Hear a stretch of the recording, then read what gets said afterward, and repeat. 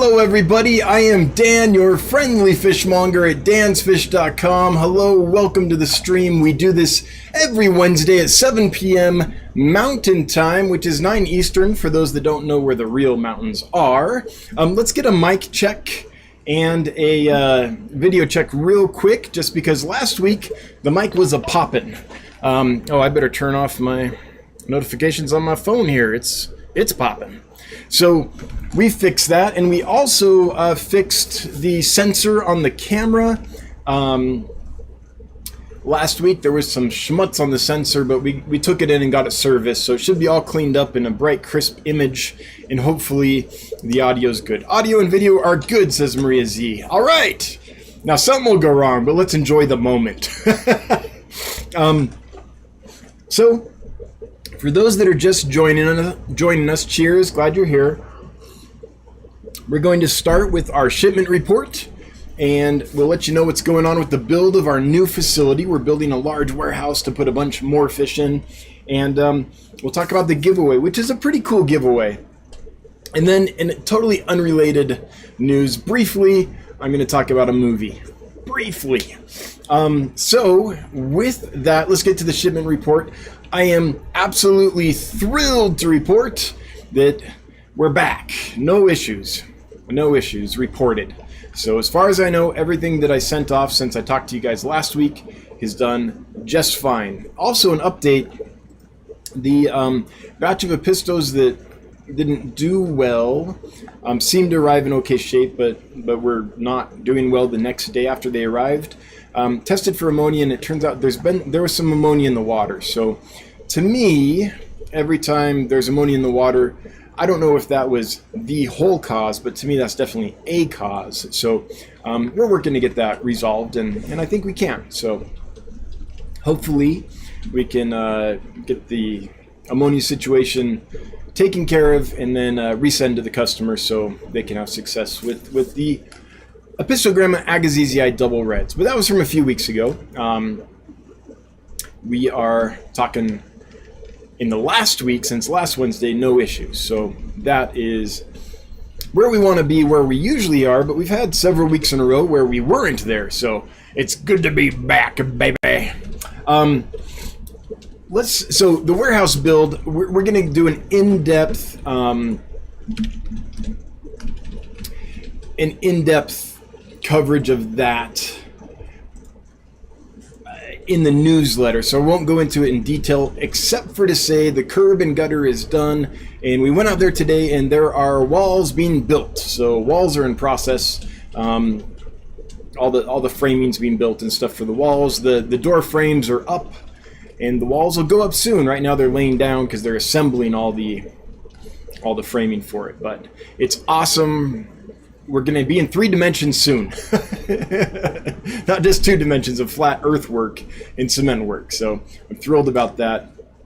If you want to be kept up to date on that, we do an in-depth update in our newsletter every month. And to find that, if you go to dansfish.com and click menu in our newsletter, then you can see an archive of all the newsletters we've done in the past.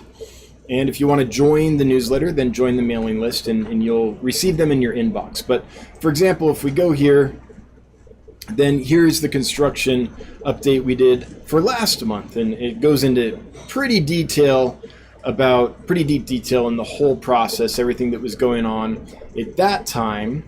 And so I mean, I'm not going to spend the whole live stream on it, but that gives you an idea. Plus, there's articles in there. We did an article on rice fish last month. This month, we have a really cool article on hairy puffers, spawning and keeping hairy puffers. So that'll be neat to watch or see. And I want to thank Matthew for contributing that article, and because it's really cool to read about hairy puffers. I've never kept them. I've kept other POW species, like the dragon puffer, but never the hairy puffer. So anyway, warehouse is almost in 3 dimensions. It's coming along. Now for the giveaway. Tonight we're giving away something completely different. There is a website called Mystery Snail Guardians, and I should do a caveat that I just became aware of this recently. I'm not a member of this community because I'm not a big snail guy, but what I'm trying to say is it looks like an awesome community, but I haven't really vetted it, right? So I can't say it's amazing or it's horrible. I'm sure it's great, but this is not me saying this is my favorite community ever, I think it's amazing and you should go. This is me saying I became aware of this interesting community. I haven't tried it, but if you're into snails, it might be a cool place to be. It's called Mystery Snail Guardians, and they wanted to do a giveaway. The website is fairly newly launched, so I think they're trying to spread awareness of that. And they're doing that by giving away this. In conjunction with Crayfish Empire, they're giving away a Mystery Snail Guardians kit, which is pretty cool. If you have snails, this is like food and treats for days. In fact, I'm going to put the link in the chat just so you can go and check out the details of it. But it's a lot. So it's about $50 worth of stuff. A third of a pound of snail cookies, a quarter of a pound of snail chips, and half a pound of Snello Boost, 1 Mystery Snail Guardian Snello kit, 2 calcium carbonate blocks, a sticker, because why not? And so that is like a lot of food. If you have snails, that'll keep them happy for quite a while. So that's what is being given away tonight, and we're giving away 2 of those. So Random Arms, would you remind me, I don't know, about at some point before the end to do a giveaway, and then we'll do another one a little later. Some random time. Random Arms will pick a random time, and we'll do 2 giveaways of 2 of these kits. So in order to enter that, and I want to thank Mystery Snail Guardian for doing that in association with Crayfish Empire. And if you'd like to enter and win some goodies for your snails, this is not intuitive, but the hashtag is Dusty, D-U-S-T-Y. Dusty, D-U-S-T-Y. Because Dusty is the name of the mascot over there at Crayfish Empire, where you can purchase Mystery Snail Guardians items. So kind of a different giveaway today, but I think it's pretty cool what they're trying to do, build a community and awareness around, mystery snails. So mystery snails need respect too, right? And I don't know that much about it because I'm not a big snail guy, but one day I'll get into them. One day we'll make the transition to snails. Now the last thing I want to talk about is completely unrelated but very exciting. I don't know how many of you know, but my background is in entertainment, and my mentor, my good friend on many projects, my collaborating partner is named Mark Saltzman. He's a wonderful guy. He's I think he has 7 Emmy Awards, and we've done a lot of theater together. I love the guy. I consider him family. I've been out of theater for a couple years now, though, because I stopped to do the fish thing full time. But Mark shared some really good news with me recently, which is this. There's a play that Mark wrote called Mr. Shaw Goes to Hollywood, which is now going to become a movie starring Dustin Hoffman, of all people, and a great cast. So I was just super excited. It's not quite fish related, but it's something I'm super excited about. So if you're into movies and want to check out more, I just put the link below because, again, I love Mark to death. He's done a lot for me over the years, and we've developed a lot of plays together and had a great time. He's a great creative partner, and I'm just thrilled for him. I should say I did not work on Mr. Shaw Goes to Hollywood. When I met Mark, that play was already in process. I read it early on. Mark shared it with me, but it was already, developed and good to go by the time I met Mark. So I can't claim to have any, I might have brought a line or two to his attention, but I can't claim to have had any real part in the creative process of that play, or that movie now, I guess. But I did a lot of other stuff with Mark, and so I'm really excited for him. That's where I learned the cardinal rule, which I always try to live up to, both in my career as an entertainer and also here when I do YouTube videos and live streams, which is thou shalt not bore. The cardinal rule is don't bore thy audience. So I try not to. Anyway, let's get back to fish and stuff.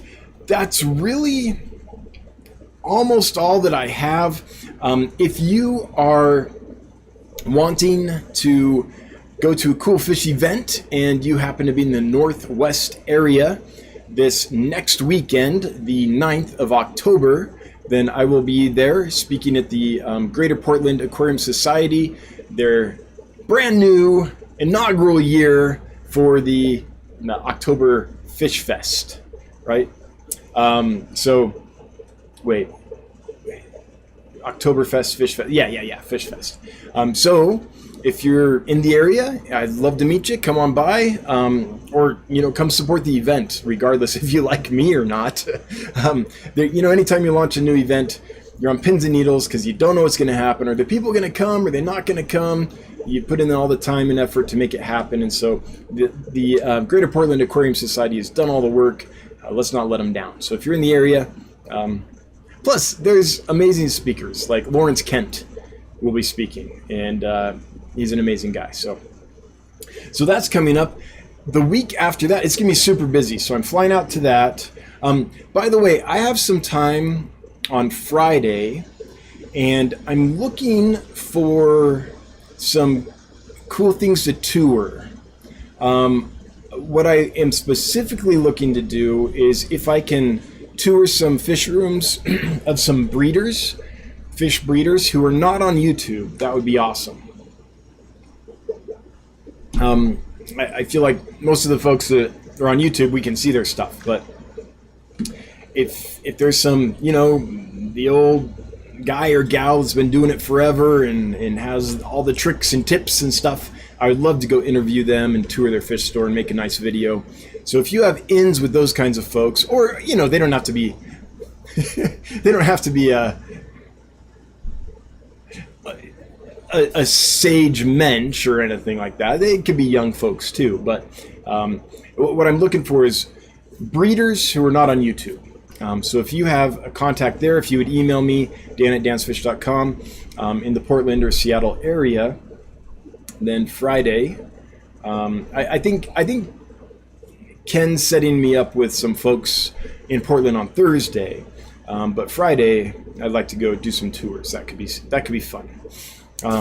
If someone could help me set that up, because I don't have that many. I know some folks from that area, but not necessarily that are the breeders that aren't on YouTube, which is kind of what I want to look at.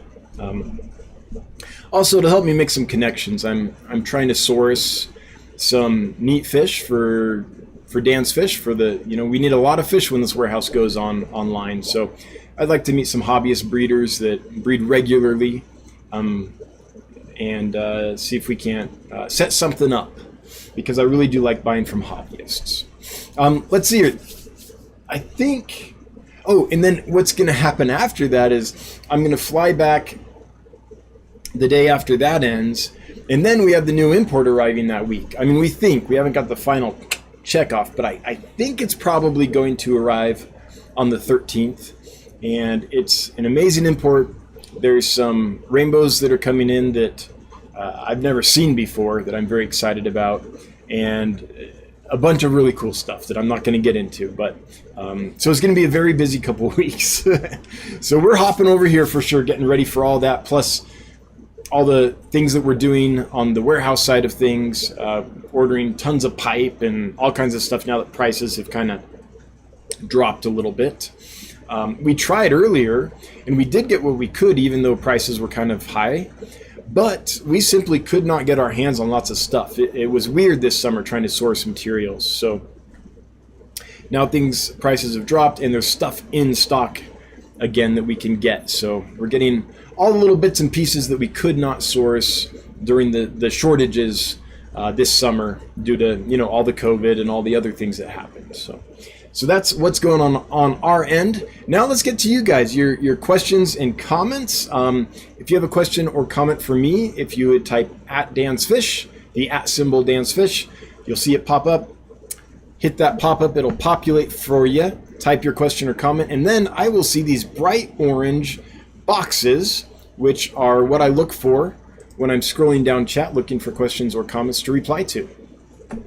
Before we get into that, I'd like to thank my moderators for being here and doing what they do every week. I appreciate you guys very much. And I know I say it every week, but that doesn't mean that it's less true just because every week I say it. It's just as true this week as it was last week and a year ago. So I really appreciate you guys very much. Bateson Genetics, howdy. The zebra plecos I got from you are doing amazing. Glad to hear it. Hope you're doing awesome. I have a hairy puffer also. They can be more personable than most think. That is a big part of the article that we are releasing in the newsletter in 2 days on November 1st.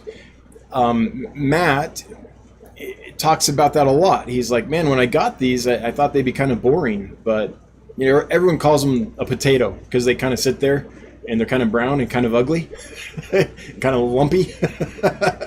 But he said that's not his experience at all. He said they're actually quite interactive and active and personable, at least a lot more so than he was led to believe. So Bateson, hearing you say that just, you know, confirms that. So now something I will say is in every setup, fish can act very differently. And I've seen this over and over with species from the most common to, you know, really rare and hard to get, that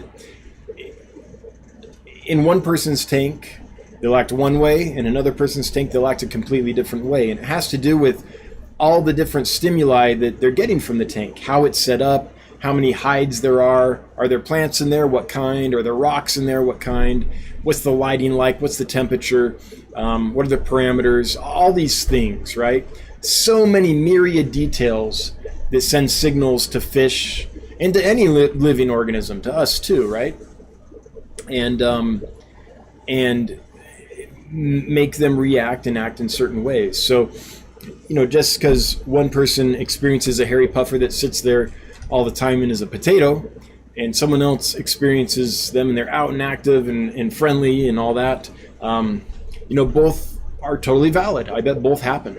So it's hard to say why one happens and the other doesn't to one person and not the other, but that's how it is. And I've seen that even in my own facility here. I'll take a species in one tank and maybe I'll move half of them to another tank to keep the cycle going because that tank got empty, or because, I don't know, give them more space or whatever.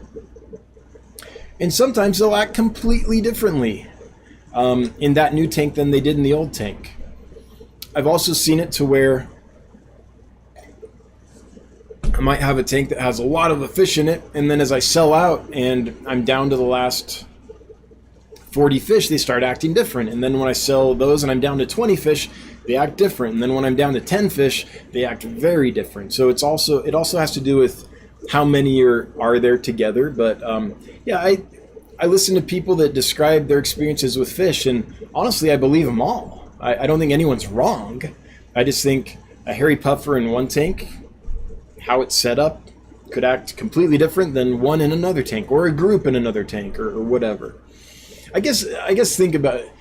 I've got Portland and Seattle on the mind because I'm about to go there. You know, you go there and it's kind of cool and the wind might be blowing and it's overcast and makes you feel one way, right? And then you fly down to Florida or Southern California or something and it's warm and sunny and you're on the beach. It makes you feel a totally different way, and you just act different. You carry yourself different. I think it's the same with fish. But anyway, Bateson, thanks for the comment. Got me thinking. All right, lots of folks have put in hashtag Dusty to enter the giveaway. Let's see how we doing there. So we have 61 eligible entries so far.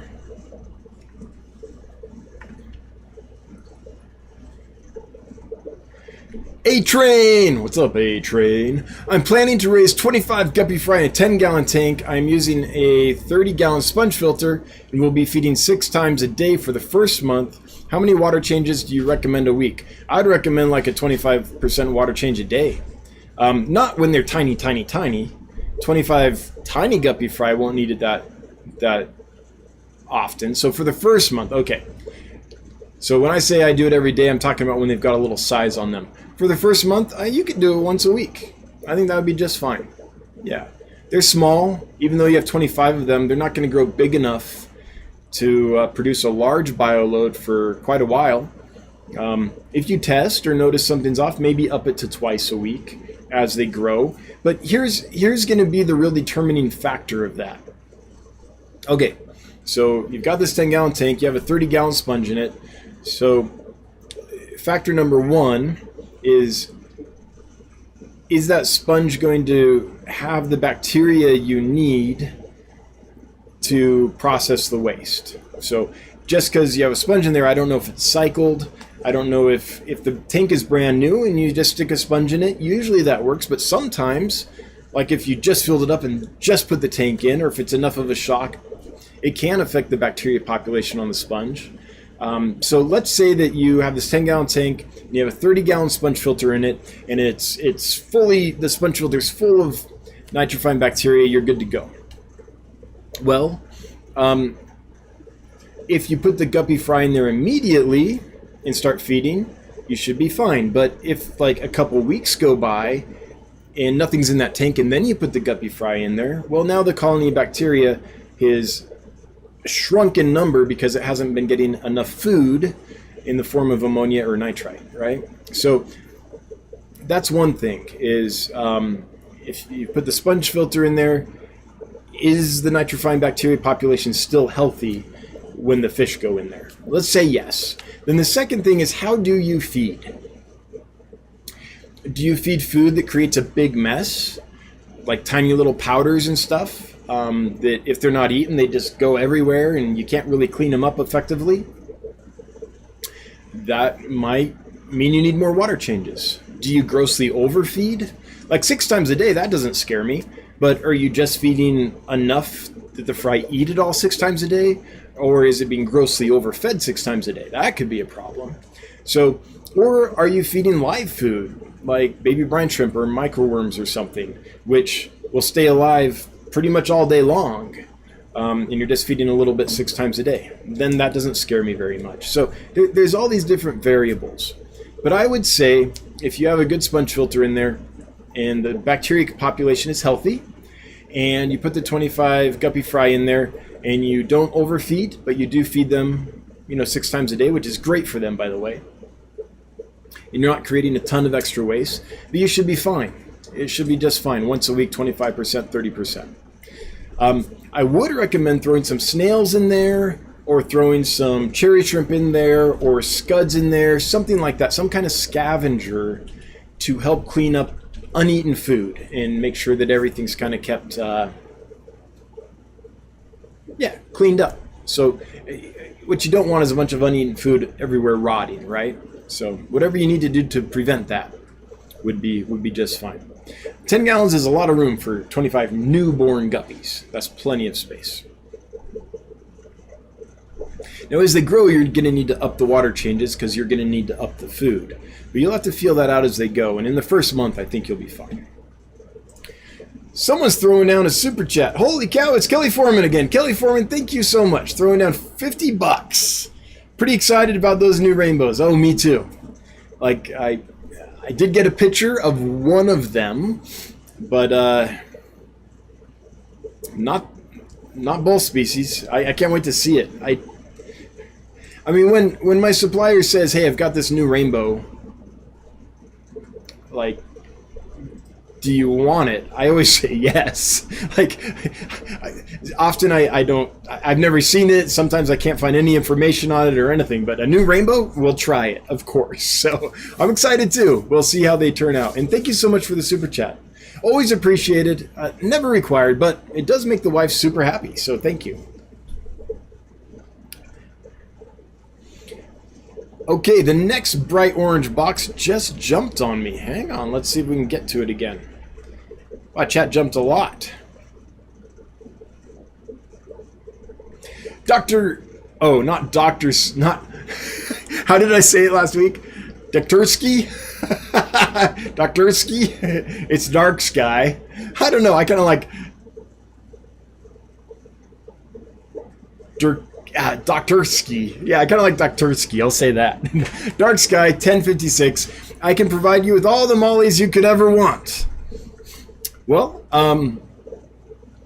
you can send me an email, dan@dansfish.com, although I will say mollies are one that I don't necessarily want.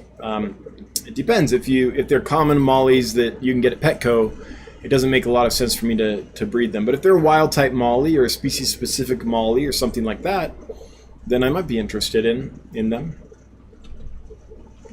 Rico Stan, Gary Lang mentioned you in his talk. I'm imagining you're talking about the Keystone Clash this last weekend. I wish I could have gone. And what an honor to be mentioned by Gary Lang. That's pretty cool. Well, I guess it's about time I mentioned Gary Lang enough. Well, yay, what an honor. Hopefully he wasn't saying, don't buy from Dan, all his fish die. I don't think so. Gary and I have a good relationship, so. But that's nice to hear. I mean, I think if you're really making an effort to do a good job, like sincerely, not just saying that, but actually doing it, people notice. And if you keep doing it, they notice again and again, and then they have confidence buying from you, and then they have confidence recommending you. So it's a couple years of, well, several years of hard work and trying to do it right. But man, it pays off when someone like Gary Lang recommends you at an event like the Keystone Clash. That's pretty cool. Thanks, Gary. And by the way, I say trying to do it right. We try really hard. We screw up every now and then, for sure. And there's also just parts of the industry that don't always make it easy to do things the right way, but we're working on changing that, so it's coming along. Bex 410, in general, about how long does it take for a fish to color up after being shipped to their new home? My pea puffer has been with me a day and is still a little dull. Oh, it takes much longer than a day, usually. Now, there's a million factors that go into that. I've had fish that almost seem like they never colored down. They come in, and even in the bag, they're pretty colorful. And you put them in the tank, and an hour later, they're all good to go. And I've had fish that, let's see here. We just got in a group of Sicyopus mekongensis. Let me show you this. So you see what I'm talking about.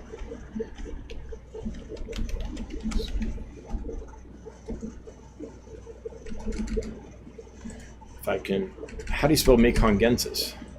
That is the question. Oh, okay, hang on. I'm gonna have to show this a different way. Just a moment. It'll be worth it, I promise. Everyone on the podcast, just get yourself a drink real quick. Top off your cup of hot cocoa or coffee or whatever.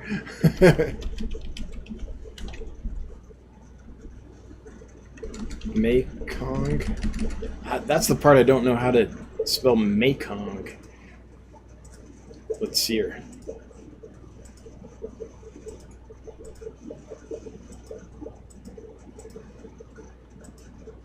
How come I can't find it? I must be spelling it wrong. Oh, because it's a lentipus. That's why it's not Sicyopus. Lentipus. I was driving myself nuts there. There it is. Okay. Sorry about that. The genus is Lentipus, not Sicyopus. So this fish right here, this is Lentipus not Mekongensis, Mekongaensis. And you see these oranges and stuff that are coming in right here? Let's see if I can make it big enough that you might be able to see it. The kind of oranges coming in on the fins and the reds. That's all new. We got these fish in with our last Indonesian import. I would say that it has been, is it 6 weeks, 2 months? Yeah, something like that. It's been 6 weeks, 2 months, something like that. And these fish just started coloring up. Basically, until 3 days ago, they kind of looked brown. But every now and then one would show a hint of color and you could see that something was going to happen. But literally it took them, I can't remember exactly when the new import came in, but 6 weeks, 8 weeks, something like that, for them to color up. And they're just starting to really color in now. And we take pretty darn good care of our fish, and geez, we feed them super well. They're fat and happy and acting healthy, but it just took them that long to start coloring in. So Bex 410, it could be instant, it could be 6 to 8 weeks. I would say though, in general, probably a couple weeks for most fish. They need to settle in. They need to realize they're in their home instead of being a stranger in a strange land. They need to, like you, when you move into a new house, for a while it feels new, but eventually you can navigate it without the lights on, right? You can go get a drink in the middle of the night and not bump into things. You just know it. You're comfortable in there. The space is intuitive at that point. Well, fish need to get to that point. And once they're to that point, and I'm imagining they're used to eating your foods, and they're now used to your routine, and they know when you lift the lid that you're going to feed them and not try to, kill them or whatever. All that has to settle in, and that can take a couple weeks for sure, and sometimes longer. In puffers specifically, intelligent fish like puffers, it takes them a while. They've got a brain. They've got to kind of think through it. Oh, I'm personifying them a little bit, but they might take a little longer to truly settle in. Jeremy oh, holy cow. Jeremy will be right back with you. I've been ignoring Stephen P. 2003 Aquatics, who threw down $10. Thanks, Stephen. Appreciate the super chat. Super chat amount does not necessarily represent proportional level of excitement, but ditto what Kelly said. Thanks, Stephen. I appreciate it. And yeah, super chats are not required. It's cool. You can say I'm excited without any super chat, and I get it. But it is super nice when money falls out of the computer screen and lands on your lap. Nice little bonus, and it does help our little company get going. So thank you. Cheers to you. Now back to Jeremy. Would you use K1 Media or Port Aqua for a tumbling sump? Well, I'm going to disappoint you here. I've used neither ever. I've seen K1 Media used occasionally in friend setups and things like that. I don't even know what Port Aqua is. I run my entire fish room on sponge filters and box filters, just simple air-driven things, no K1 Media, nothing fancy. And so I'm way out of the loop on that stuff. And when I move into the warehouse, I won't have any filters in the tanks, so I'll be even more out of the loop. So I'm sorry I can't answer that, but could someone else in this community, there's lots of people here that use lots of different kinds of filtration. If you have an answer for Jeremy, would you use K1 Media or Port Aqua for a tumbling sump? Would you chime in and let Jeremy know your thoughts and your experiences? I do like K1 Media. I like the idea of biological filtration that's kept clean by constantly kind of knocking around, right? So I like the idea of it, but I don't have any personal experience with it. At least not in my own tanks that I've maintained at home. Maybe like a store I used to work for or something, we might have used it, but I really don't remember. Baits and Genetics. I'm in Vancouver, Washington, right next to Portland. Can't wait to meet you at Fishtoberfest. That's right, I call it Fish Fest. How dare me? Fishtoberfest, like Oktoberfest. Yes. Well, Bateson, I'm looking forward to seeing you there. It's going to be a party. Joseph Morshimer. Holy cow, Joseph, thank you so much. Joseph is throwing down a $50 super chat with the cutest little fox ever. Let's see here. Did you leave a comment? Pretty excited about those new rainbows. Yeah, me too. Me too. Hey, if new rainbows keep resulting in $50 super chats, maybe I need to get more. No, Joseph, I'm glad to hear from you. Glad you're doing well. And yeah, I'm excited too. All right, hang on. Chat jumped big time. Big time. So let me get back to it. By the way, how we doing here? We've got, let's check some stats. We have excellent stream health. Sound and audio are good. 178 people here. 93 likes. So, we could get more likes. A lot of people haven't liked it yet. And if we wouldn't mind, if we could share this out to, you know, our friends and our exes, maybe we could get some more viewers here. That would be awesome. We got 177, 179 now. We can do better than that. We can get more in here, right? Right? Cram them in like sardines. All right, here. Oh, chat jumped, so I'm scrolling. There we go. Dennis Christensen. Nice beard, dude. I mean, your avatar is tiny here, your picture. But if I'm looking at that right... Shoot, now I can't tell if that's a beard or like a white collar, because it's such a tiny picture. From what I'm seeing from a distance here on the tiny picture, it looks like an amazing beard. Dennis Christensen. The School of Blueberry Tetras, Hyphreso Bricon Wadii in May are 1.5 to 2 inches long, which is longer than the literature says. They're looking great in a 30-gallon. That is good to know.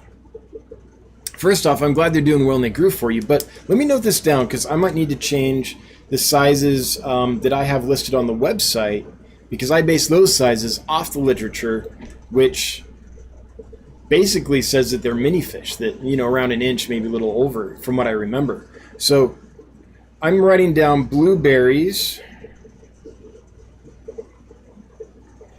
at 1.5 inches, and the wadii at 2 inches. Is that correct? Am I understanding that right? Or are they both like up to 2 inches? My understanding of that is blueberry tetras 1.5 and the wadii to 2. But Dennis, would you leave another chat to me just so I can and let me know, how big do the blueberries get and the wadii get, in case there's a discrepancy there or I'm not understanding correctly. So right now I'm thinking blueberry tetras 1.5 and wadii, however you say that, 2 inches. And or if you want to send an email to dan@dansfish.com, I just like to make sure I understand before I change the sizes on my listing. And also, I'm sure you're right, but if you wouldn't mind just taking a ruler or a tape measure and holding it up to the tank just to kind of double check. I often will go look at a tank and be like, oh man, those are this size, and then I'll actually take my tape measure up and be like, oh no, I was way off. So just to kind of double check, because if I'm going to put that out in the public on my website, my reputation's on the line, right, when I do that. So I want to make sure that I have it right, if you would be so kind. Monica Lynn, do you have any more horseface loaches? Mine are doing great. They don't grow fast, but they're happy. I have 5 of them, about 5 inches long each. I don't have any more. I do want to bring more in, and I will bring more in, but I don't think there's any coming in this next import, so it's going to be a few months before I have more. So, but I love them. I love them in a big group, watching them go out in a horde and sift through the sand all together. They're really cool. You have 5 of them, so you're probably seeing some cool behavior. I think a lot of people get 1 or 2, and it's like, that's okay, but get 20. Get 20 and watch them go to work. It's awesome. Anyway, hey, we have 169 folks here. That's good. Thanks for sharing this out, folks. Everyone that just arrived, cheers, welcome, glad you're here.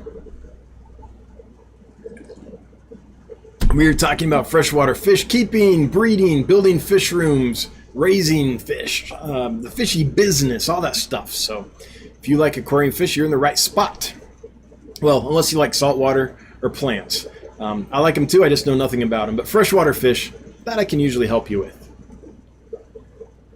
Al, hail fish, hail Monger Nation. pH range is 6 to 6.4. Fish seem to be okay. Snail shells are suffering, yeah, low pH. Thinking of slowly adding crushed coral via a nylon bag in canister or N2 tank. Raise. So, when you say N canister, are you talking about nitrogen? I'm assuming you're talking about nitrogen. I have experience with crushed coral.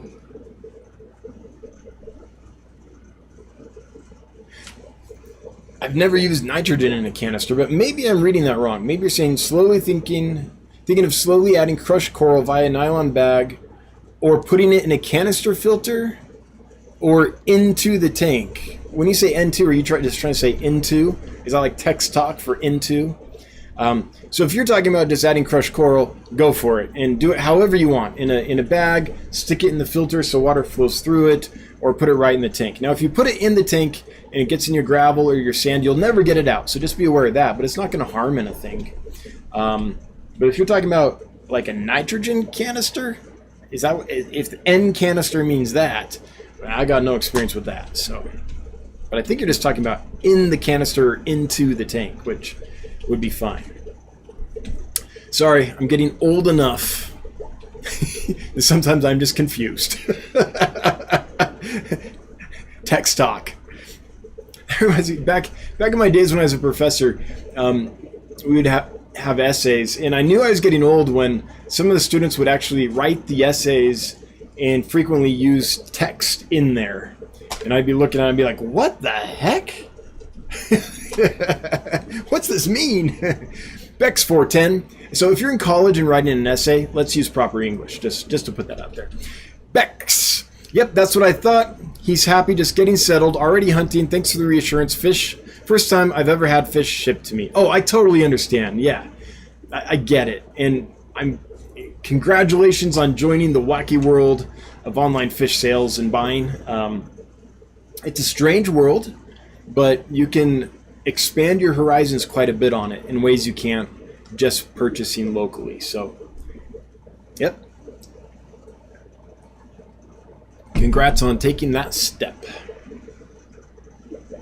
Danny Weshy, yo, well, yo, right back. All right.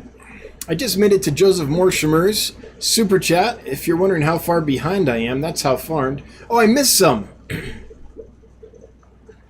Bex410 throwing down $10 and saying, thanks, Dan. Can't wait to buy some pygmy quarries from you soon.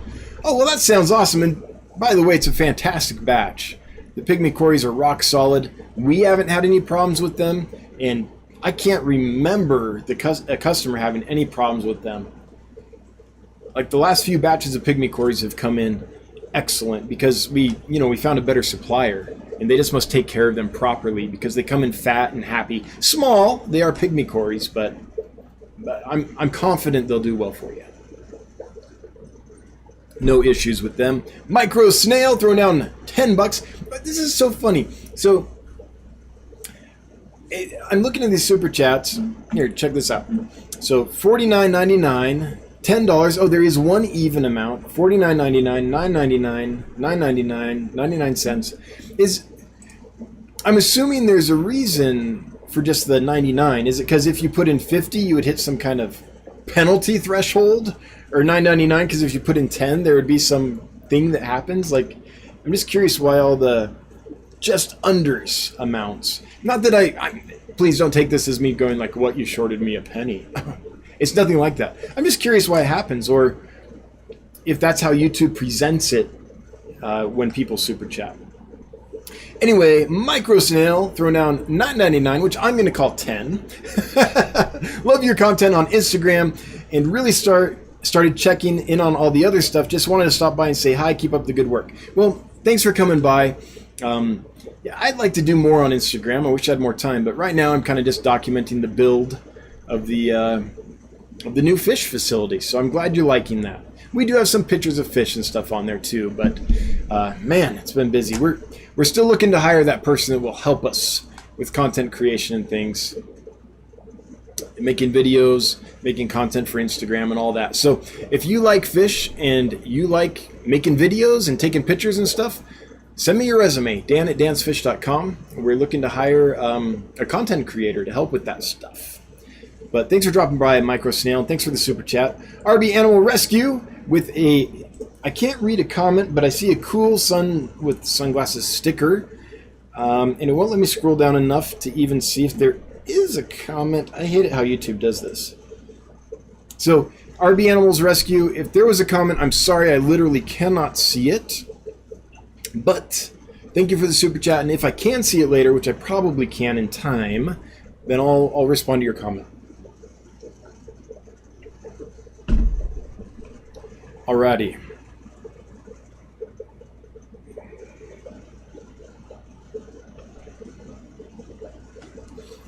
Joseph Morshimer says, we should share in the cost, Dan. Thanks, Joe. Can't be there at work. Let's see here. That was left a while ago. Oh, Joseph, it's been long enough that I can't remember what we were talking about at that time, but thank you so much for the comment. Patrick's Aquatics, I love fish, dude. Well, you're in the right place. You kind of hear where the fish addicts are, you know? Got the MTF bad, man. The MTS is bad.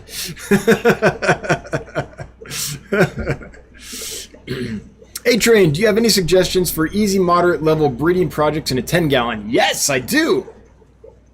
I've already done guppies and will be attempting them again, but I want to try other fish or inverts. So if you want to start breeding and raising some egg layers, that's kind of the next step. And I would suggest egg layers such as rice fish are amazing. Killifish are great. What else has large eggs? Pseudomugils, the blue eyes, we often call them rainbows, but they're really blue eyes. Like Furcata, Luminatus would be a good one to start with. Gertrude. All those species lay eggs that are easily collected in a mop, so you can count them and handle them if you want, or raise them naturally if you want, but it gives you options. The eggs are fairly large. The eggs have tough shells, so they're hard to damage as you're handling them or doing whatever you're doing with the eggs, moving them to the incubation container or what have you. And because the eggs are large, the fry that hatch are pretty good sized, and in most cases can eat baby brine shrimp right away. And that's the challenge with most egg layers is getting enough food in front of the fry. A lot of egg layers have small eggs with tiny little fry when they hatch, and those fry are not big enough to eat baby brine shrimp. So you have to to do them in numbers, you usually have to feed like rotifers or paramecium or infusoria, tiny little microscopic organisms that you culture. If you want to avoid all that and go the easy route, baby brine shrimp is super simple to hatch. I've got a video on it on my channel. I show you exactly how I do it, and it's really easy. And it's a great first food. Since it's easy, it makes it easy to raise egg layers, as long as they hatch big enough to eat it, which is why I'm recommending killifish, rice fish, or some of the pseudomugils. Not all of them hatch large enough to eat it, but some do. So that's what I think about that. Couple other options.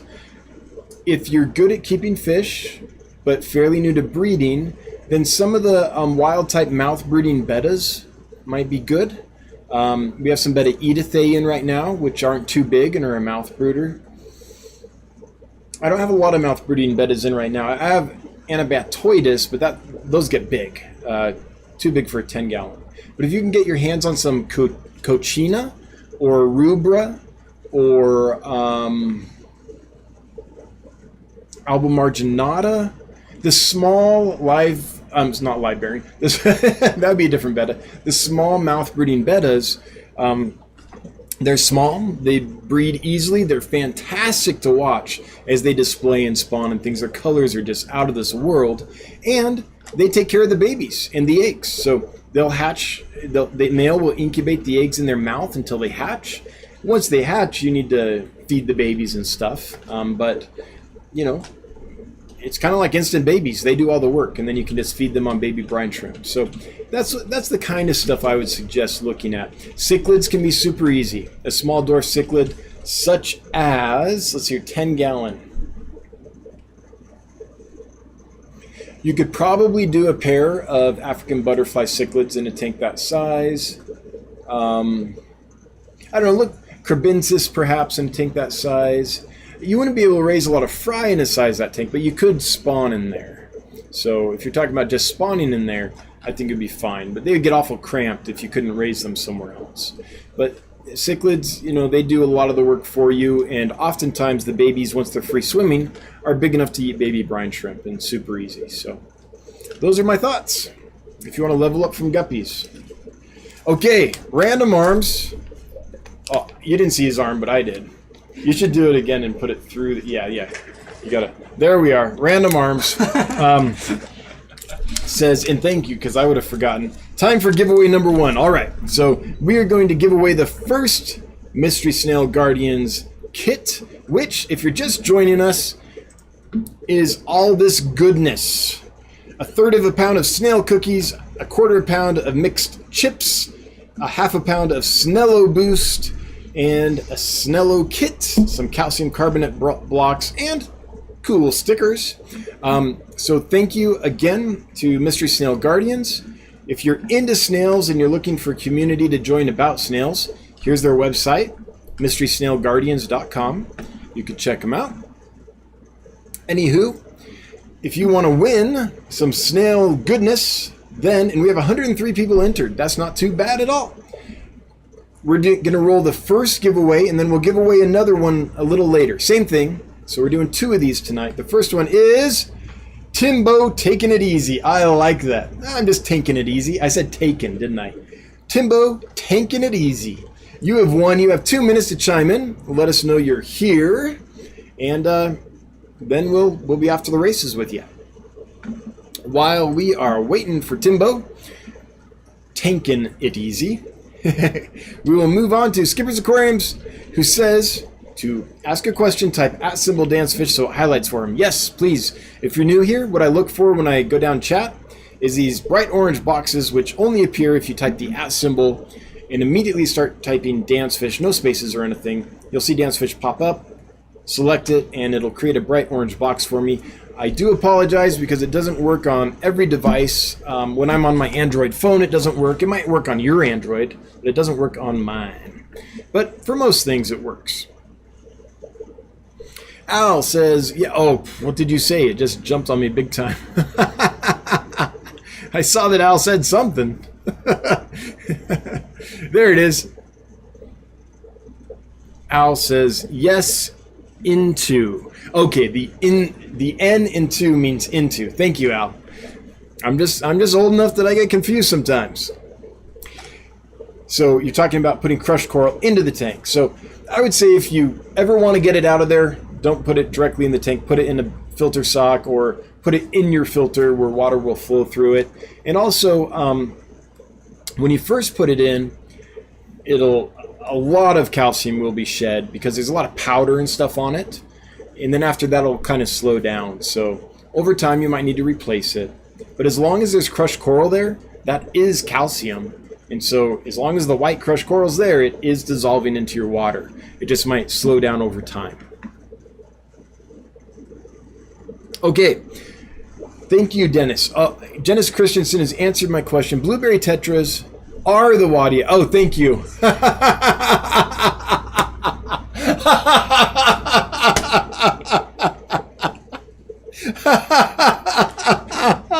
Oh, man. Sometimes I can't even fake stupid. I just is.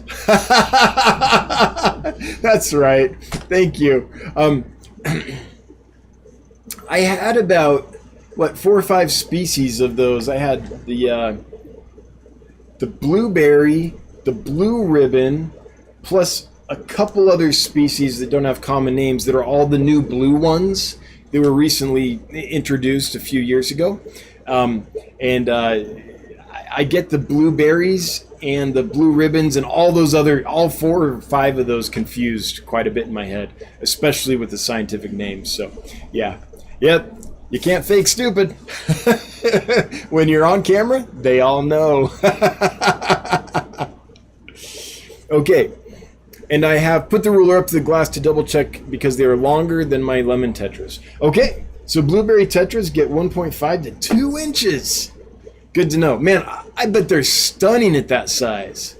And when I sent them to you, they were what? Around an inch or so? Something like that? 3/4 of an inch? Somewhere around there, I'm guessing. And they were already pretty with that. So let's see if people can. I don't think I have any more to sell, so this is not a sales pitch. I might have like 6 left or something. Okay, I want to show you guys this fish.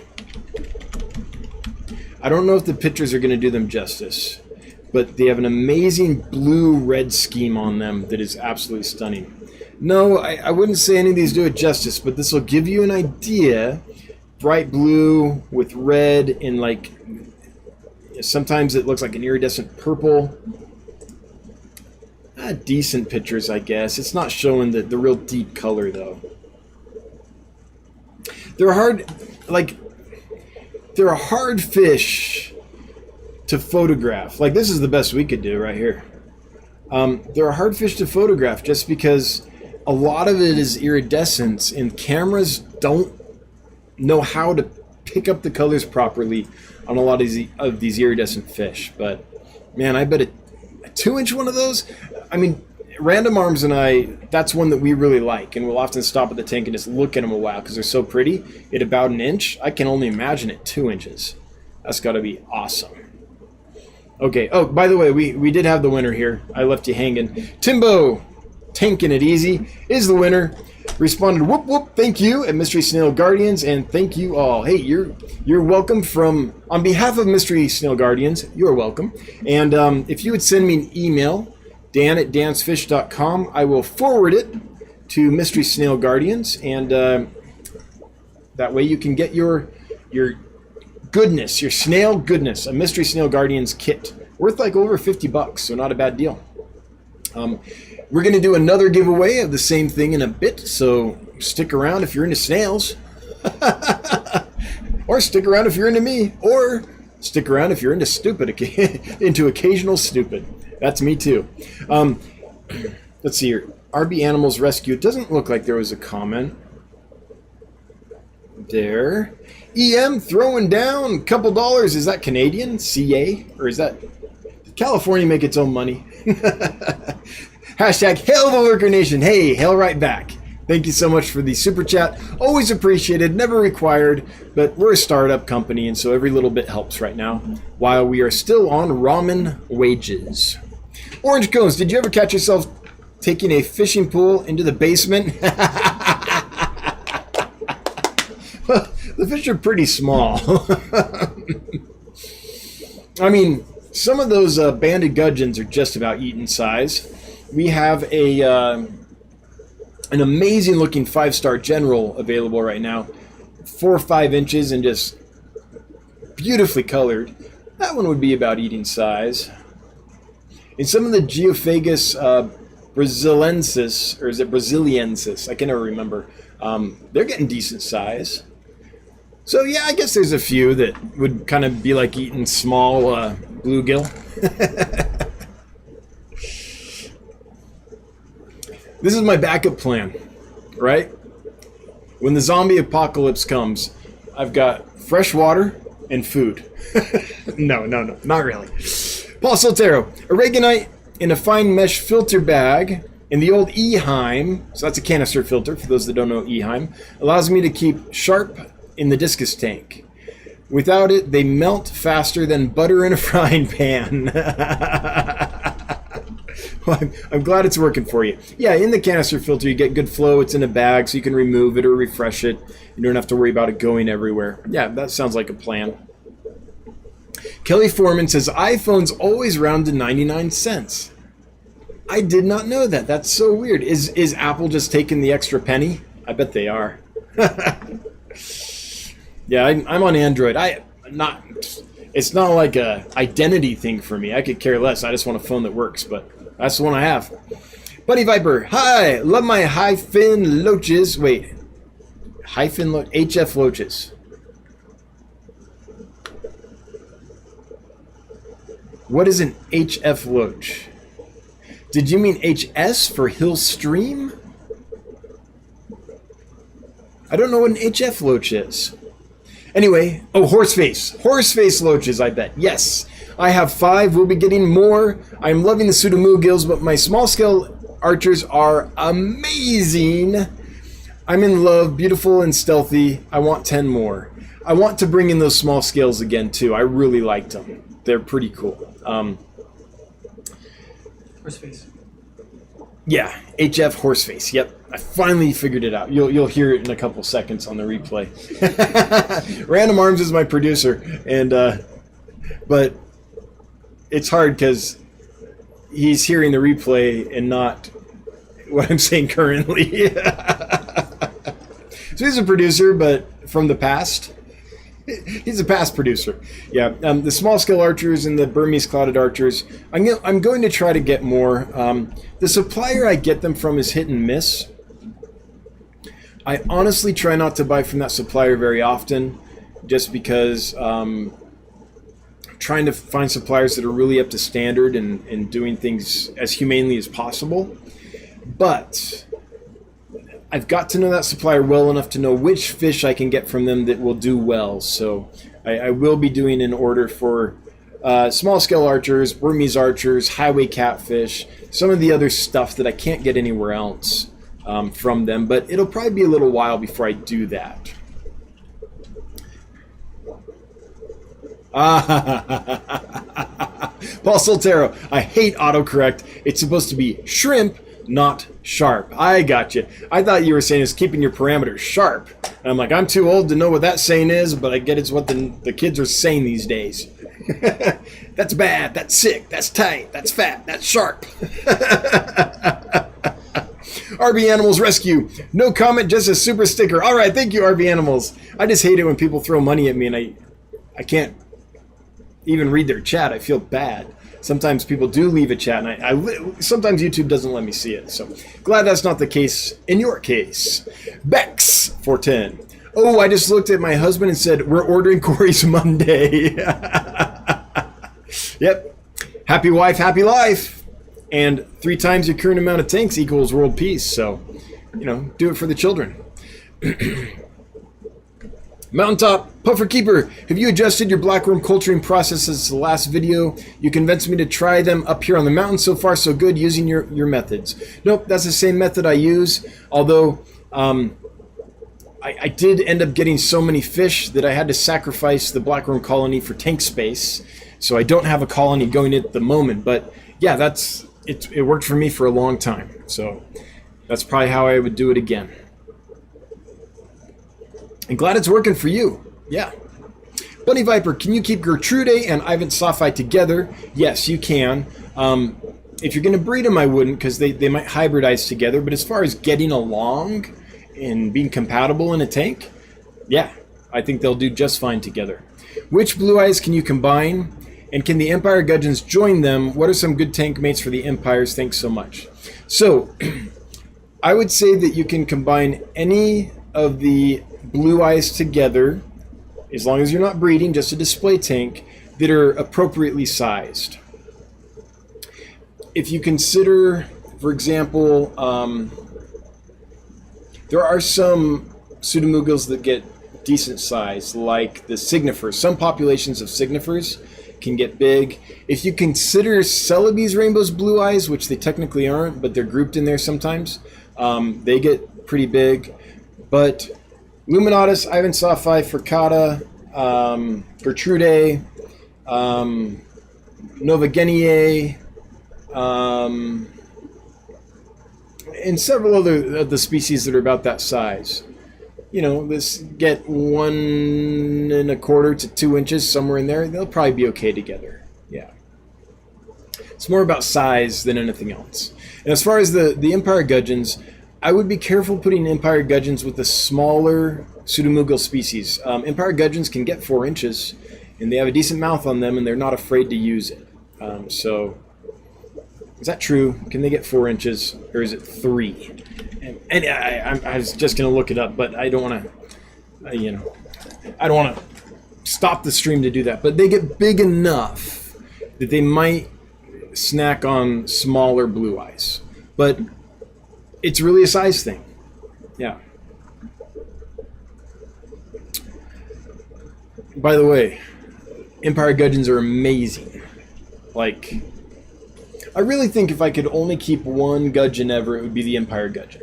Their colors are so cool. They change so much as they grow and they develop the big nuchal hump and stuff. I mean, the drawback is they're really hard to breed and raise in aquariums, but that would be more like peacock gudgeons, or banded gudgeons. I cannot stop the banded gudgeon, Mogurunda cingulata, I can't stop them from spawning. I have a ton of babies coming up, and they keep spawning in the tank. And so I'm not pulling the babies or the eggs because I have too many, thinking that they'll just get eaten. Nope, they're raising right up in there with the parents. So I'm going to have to like move the gudgeons out of there and put some rainbows in to take care of all the extra babies or something. It's crazy. They're just, you can't stop them. They just breed and breed and breed, and the babies are so hardy that you don't have to do anything. They just, you don't have to feed them separately or anything. They'll go down and nibble on the parents' food, and yeah, I can't keep them from coming out of my ears. Monica Lynn, Bunny Viper, take this space out so he sees your message. It's just, oh, okay, thanks. Although I did see it, or maybe that was a repost. I'm not sure. Okay, Kind All Night. Hey, good to see you. It's been a little while. A warning to those who get mouth breeding bettas, especially alba marginata, because they breed constantly to the point of ending up with 50-ish fry after starting to breed and won't stop. Yeah, they do produce a lot. The way to stop them from breeding is to separate the sexes, for sure. Once they go, they keep going. And by the way, sometimes you do have to separate them because the male is the one who holds the eggs in their mouth until they hatch. That can take, I don't know, 3 weeks. 2-3 weeks, a while. I can't remember the exact incubation time, but it's weeks. And so let's say he spawns, he's got a mouthful of eggs. He can't eat while he's incubating the eggs. And so he's just sitting there, living off his fat reserves, spits out the newly hatched babies, yay, but then if the female wants to spawn again, yeah, he's a dude, he can't say no, so he'll spawn again, mouthful of eggs. Well, now it's been a month or 6 weeks since he's eaten, right? So you do have to occasionally separate the sexes to fatten the male back up, or he can spawn himself to death, because he doesn't know how to say no. I'm just a guy who can't say no. Anyway, chat jumps, so let me keep looking here. There it is. I caught up. Just one moment to wet my whistle. Cheers, everybody.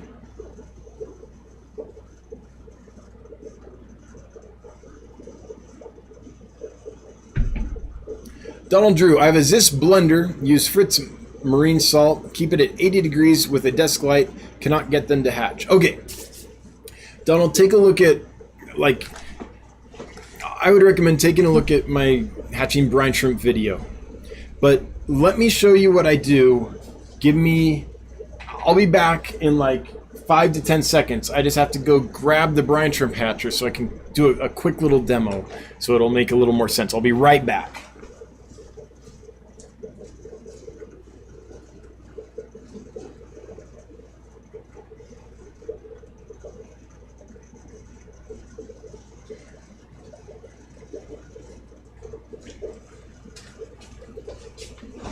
All right.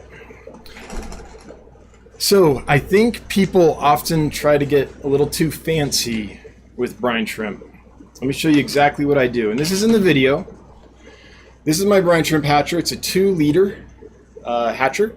You could turn a soda bottle upside down, a 2-liter bottle, and get the same results pretty much. I'm sure the Zis blender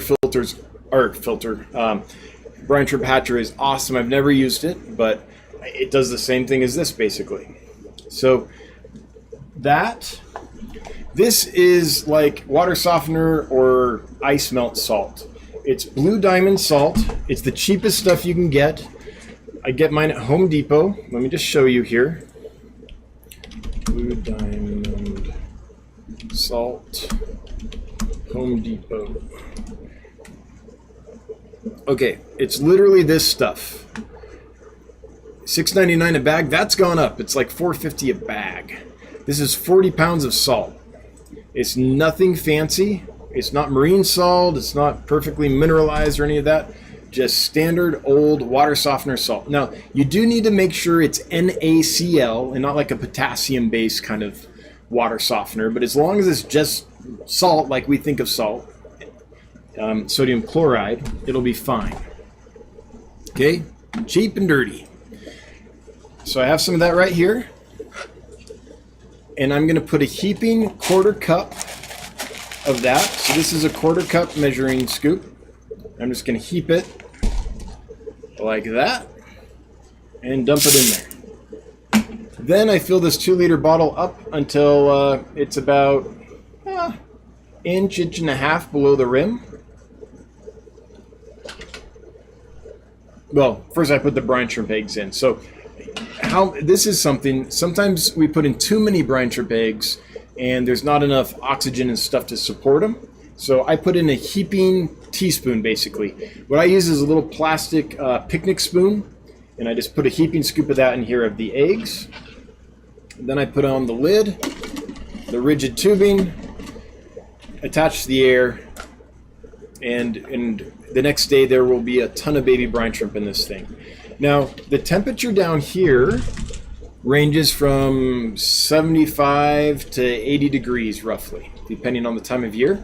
When it's 75, they take longer to hatch. When it's 80, they'll be, if I put this in around noon, they'll be ready to go the morning the next day, like, you know, sometime morning. I don't know exactly when.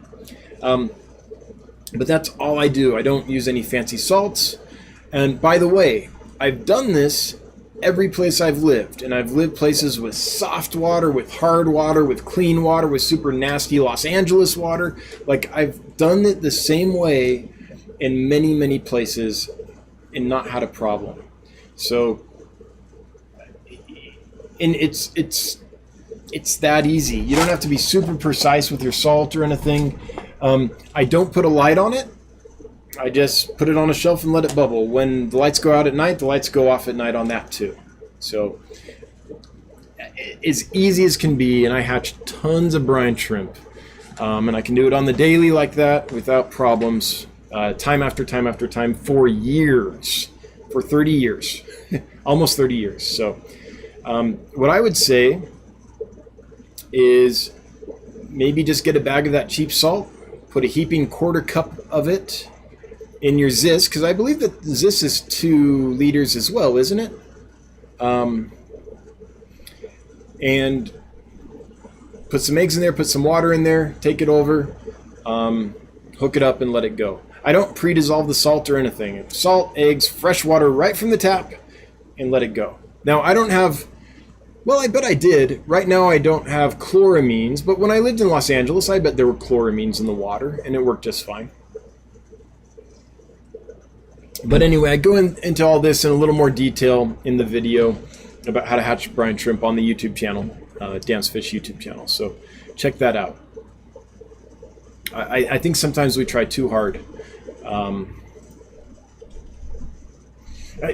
So I've been to the Great Salt Lake, and I've also been to the salt flats in the Bay Area, like San Francisco area. And I'm here to tell you, those are some harsh environments. It's not clean. It might be 110 degrees in the day, and at night it might drop down to the 40s. It gets way below freezing in the winter, at least at the Great Salt Lake.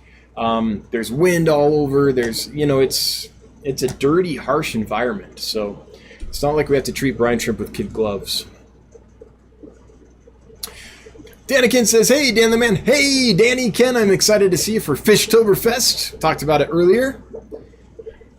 Patrick's Aquatics. I think the 0.99 versus even amount super chats just comes down to whether the person is on mobile or desktop YouTube. I think the app super chats all end in 99 for whatever reason. So it could be the app, could be the iPhone.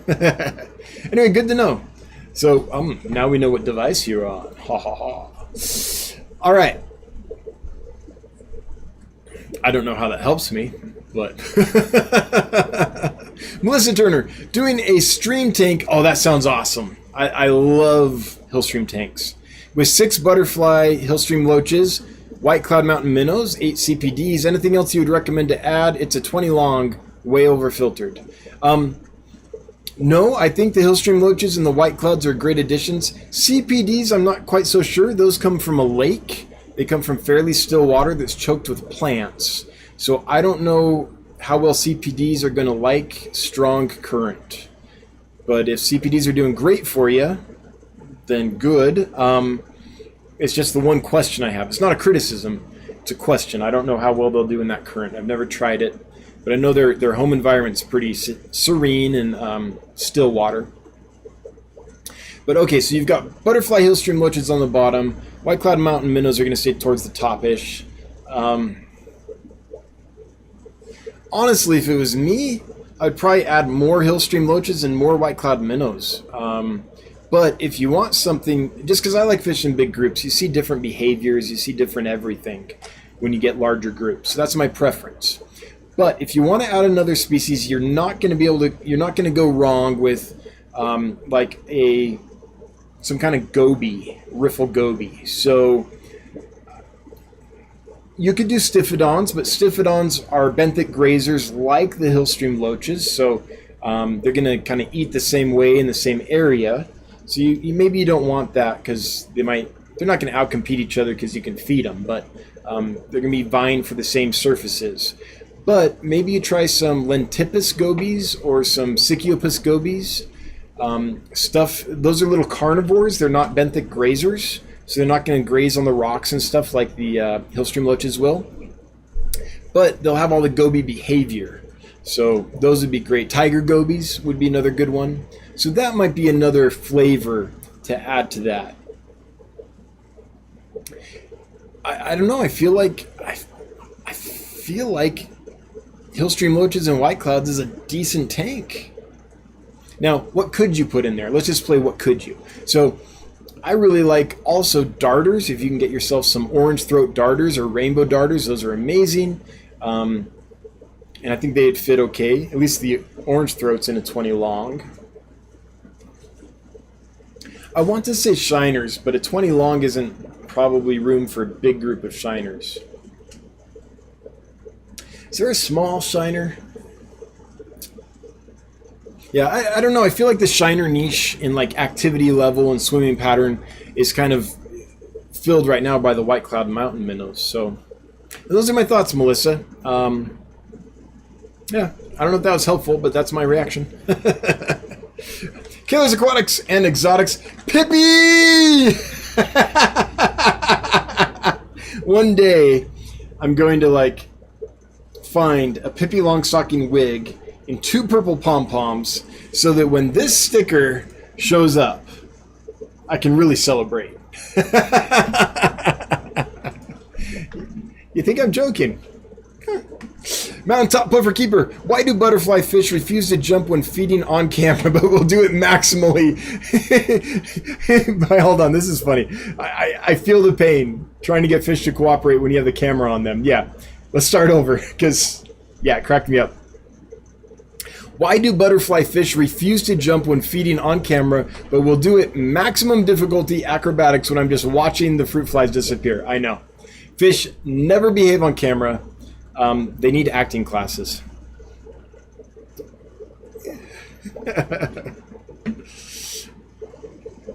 Jenny LaBouffe, you were timed out. Jenny and everyone, be nice to the mods. Don't be making their job hard. Don't be making them time you out and delete your stuff.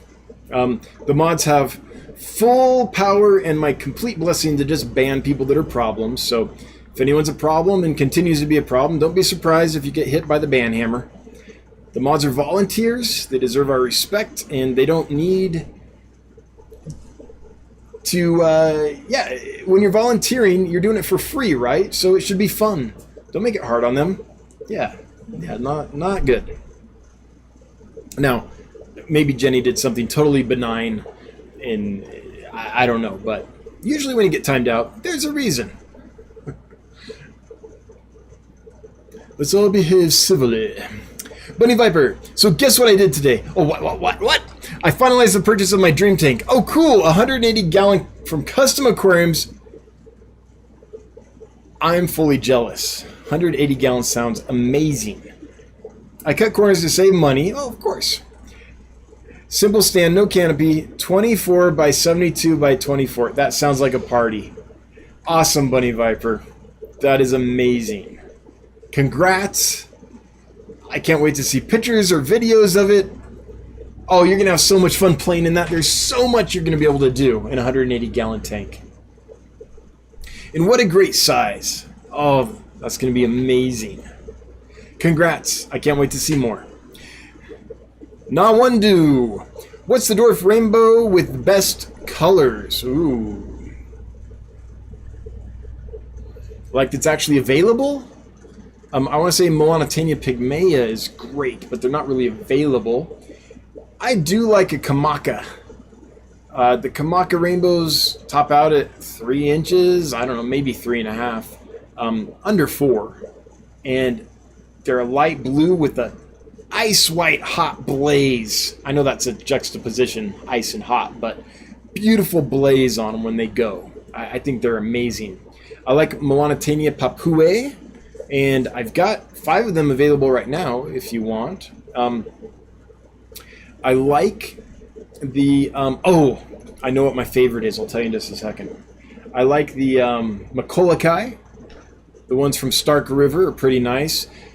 My favorite, though, of those little guys is the Melanotania suluensis, Skull Creek. They're awesome. Oh, let me show you these. Melanotania. How do you spell suluensis? Skull Creek. There we go.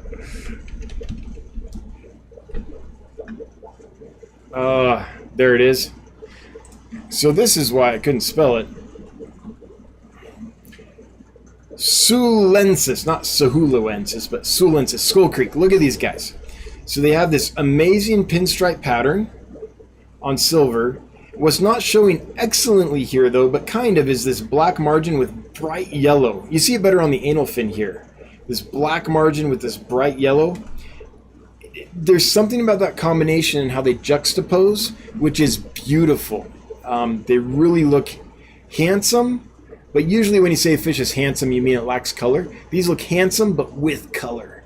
They're great little mini fish, and they're readily available. I don't have any available right now, but I'm sure Imperial Tropicals or something like that could hook you up. And I don't mind saying that because I think Mike at Imperial Tropicals, I think it does a pretty good job. So I don't mind saying that.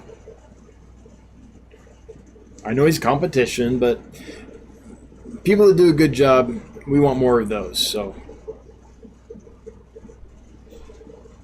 I don't mind sharing the love. Okay, hang on. Chat jumped, which is why I'm silent. Paul's vote is for peacock gudgeons all the way. I do like peacock gudgeons too.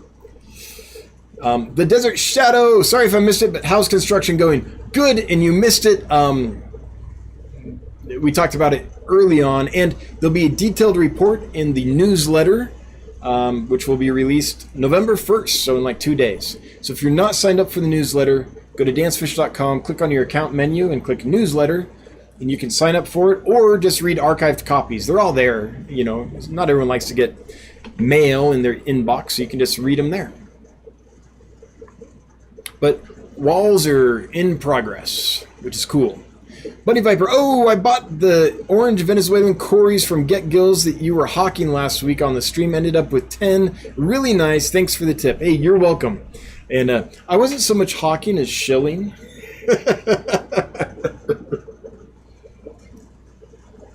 Shilling for myself.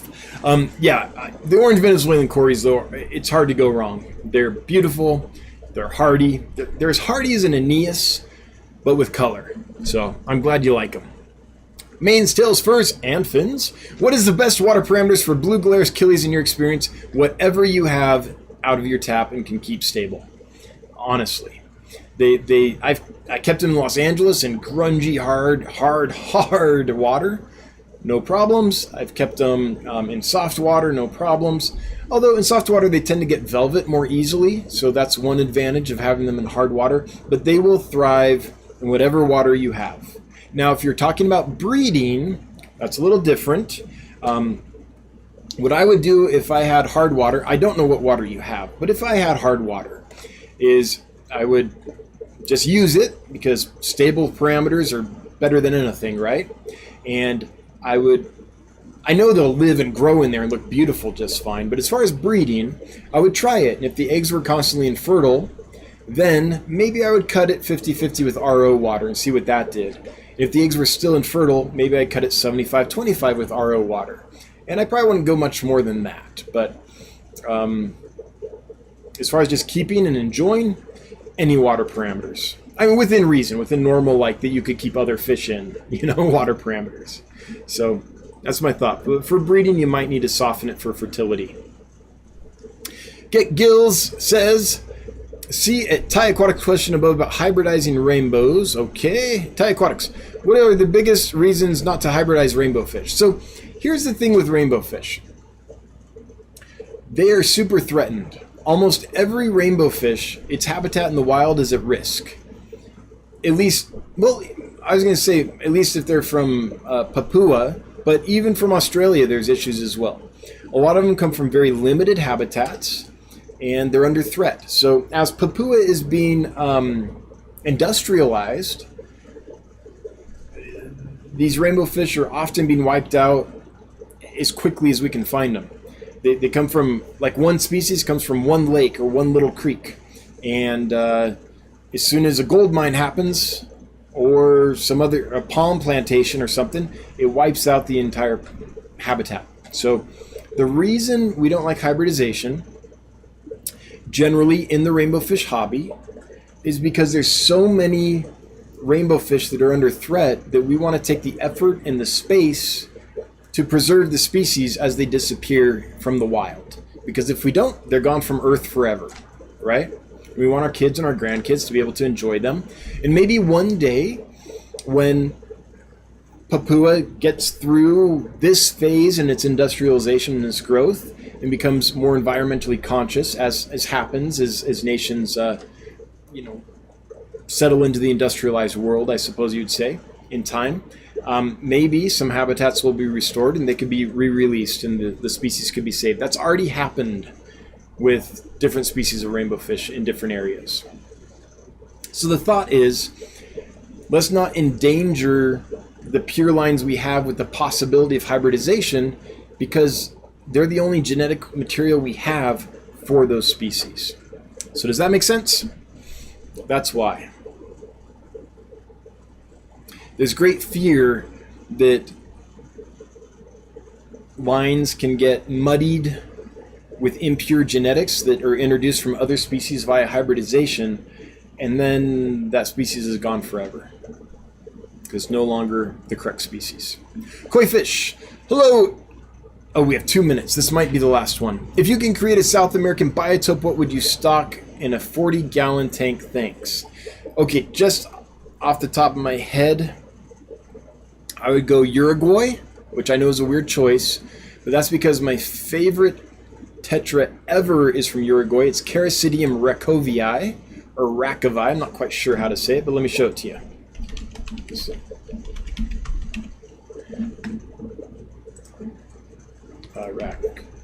This fish. Now the images don't look great usually, but it is one of the hummingbird or darter tetra species, and they look fantastic. They get bright orange fins, which, is anyone showing them? It's hard to find a picture of them. I mean, you can kind of see the orange there on the dorsal and the anal, and pectoral fin over here. This I like because it shows how they perch. They perch on the tips of their fins like little darters, right? And their activity is super unique. This shows a tiny bit of orange, but we're not seeing their true colors. I've had them before, and I've had them color up, and they're fantastic. They're hard to get. So I would get those, and then with them, what would I do with them? I'd probably do some kind of catfish from Uruguay.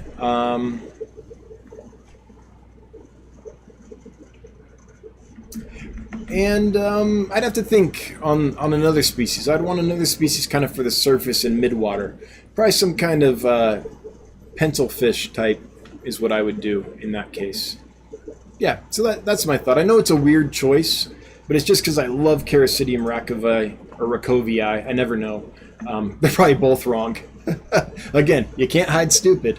I love that fish so much that I'd build it around that fish. All right, we are out of time, so we're going to do the final giveaway for the night, which is one of these. These are from Mystery Snail Guardians. This is their snail kit in conjunction with Crayfish Empire. All kinds of goodness for your snails, and lots of it. Like, this will last a few snails a long time.